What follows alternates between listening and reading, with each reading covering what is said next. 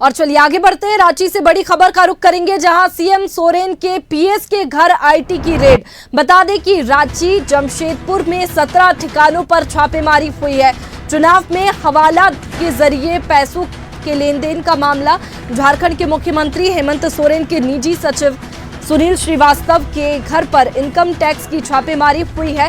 Team ने सुनील कुमार श्रीवास्तव और उनके संबंध रखने वाले 17 ठिकानों पर रेड मारी है। बता दें कि जानकारी के मुताबिक इनकम टैक्स की रेड रांची में 7 जगह और जमशेदपुर में 9 जगह के करीब छापेमारी चल रही है। जमशेदपुर के अंजानिया इस्पात समेत अन्य ठिकाने भी शामिल है। छापेमारी को लेकर विस्तृत जानकारी अभी आना बाकी है। बता दें कि इनकम टैक्स की ये कार्रवाई ऐसे समय में हुई है जब 13 नवंबर को पहले फेज की वोटिंग होनी है। तो देखिए, जिस तरीके से लगातार विपक्ष ईडी आईटी को जिम्मेदार ठहराता है कि बीजेपी के पक्ष में रहते हैं, लगातार ये आरोप विपक्ष की ओर से लगाए जाते हैं।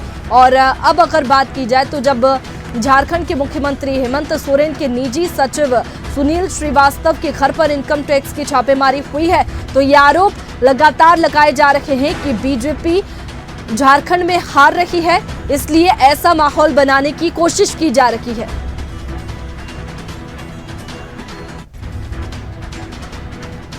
तो देखिए, ये बड़ी खबर आपको बता रहे हैं, जहां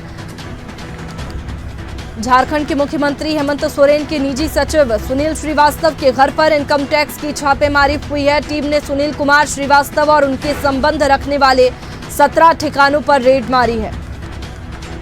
और चलिए, इसी पर ज्यादा जानकारी के साथ ब्रजेश जैन, पॉलिटिकल एडिटर, हमारे साथ में लगातार न्यूज रूम से बने हुए हैं। ब्रजेश जी, जिस तरीके से चुनाव से एन वक्त पहले आईटी की रेड पड़ना, इसे लगातार सियासत के रूप में देखा जा रहा है, लगातार आरोप बीजेपी पर लगाए जा रहे हैं।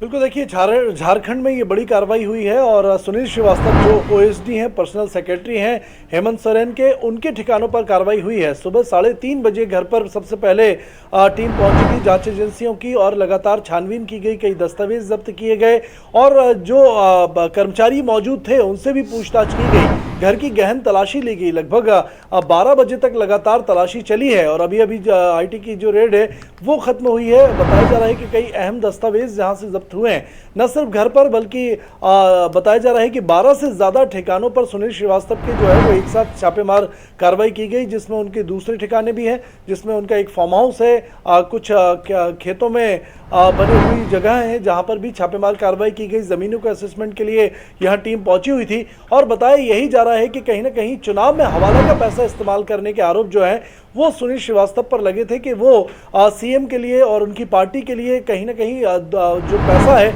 अवैध पैसा, वो चुनाव में खपा रहे हैं। हवाला के जरिए झारखंड में पैसों की सप्लाई दूसरे राज्यों से और दूसरे देशों से हो रही है और इन्हीं आरोपों के बाद, शिकायतों के बाद ये रेड मारी गई, बड़ी छापेमार कार्रवाई की गई है। बिल्कुल, देखिए ब्रजेश जी, इससे पहले भी अगर बात करें तो 12 दिन पहले चुनाव से एक रेड मारी गई थी। सीएम सोरेन के करीबी ही थे पंकज मिश्रा, जिनके यहाँ पर रेड पड़ी थी और उसके बाद में एक बार फिर से अब पीएस के घर पर रेड पड़ी है। तो लगातार जो सरकार में है, सत्ता पक्ष लगातार ये आरोप भी लगा रहा है कि विपक्ष हार रहा है चुनाव में, इसलिए माहौल बनाने की कोशिश की जा रही है। इस तरीके के आरोप लगातार लगाए जा रहे हैं और जब भी हमने देखा है कि इलेक्शन आते हैं तो ईडी आईटी सतर्क हो जाती है और लगातार छापेमारी और रेड की खबरें सामने आती है। बिल्कुल, देखिए जांच एजेंसियों का ये रूटीन है कि वो चुनाव पर कड़ी निगरानी रखती हैं, चुनाव आयोग के अंडर रहकर, और यही वजह है कि लगातार पहले भी इस तरीके के चुनावों के दौरान कई बड़े नेताओं के करीबियों पर, ओएसडी पर, निजी सचिवों और पीएस के ठिकानों पर छापेमार कार्रवाई हुई है। राजस्थान चुनाव में अगर हम बात करें तो वहां पर भी सीएम गहलोत के करीबियों के ठिकानों पर पिछले साल छापेमार कार्रवाई हुई थी।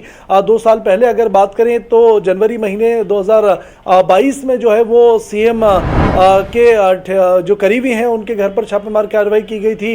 और इसके अलावा मध्य प्रदेश के तात्कालिक मुख्यमंत्री 2018 में जो कमलनाथ थे, उनके पीएस के ऊपर जो प्रवीण कक्कड़ थे, उनके ठिकानों पर भी छापेमार कार्रवाई की गई।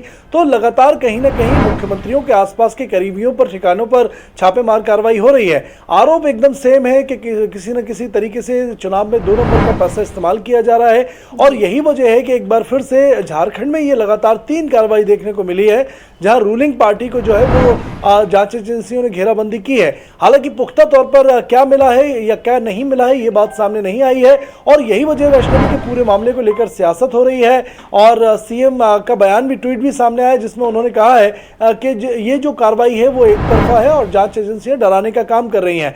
तो पूरे मामले को लेकर सरकार, केंद्र सरकार पर निशाना साधा जा रहा है और बीजेपी को कटघरे में खड़ा किया जा रहा है। हालांकि बीजेपी ने पल्ला झाड़ा है और उनका कहना है कि ये पूरा मामला जो है वो चुनाव आयोग और जांच एजेंसियों का है और कहीं कुछ इनपुट मिला होगा इसलिए ये कार्रवाई की गई। लेकिन झारखंड की सियासत में हमने देखा कि पिछले 6 महीने पहले भी जिस तरह सीएम के ठिकानों पर छापेमार कार्रवाई हुई थी, उसके बाद लगातार जांच एजेंसियों के निशाने पर जो है झारखंड के नेता है।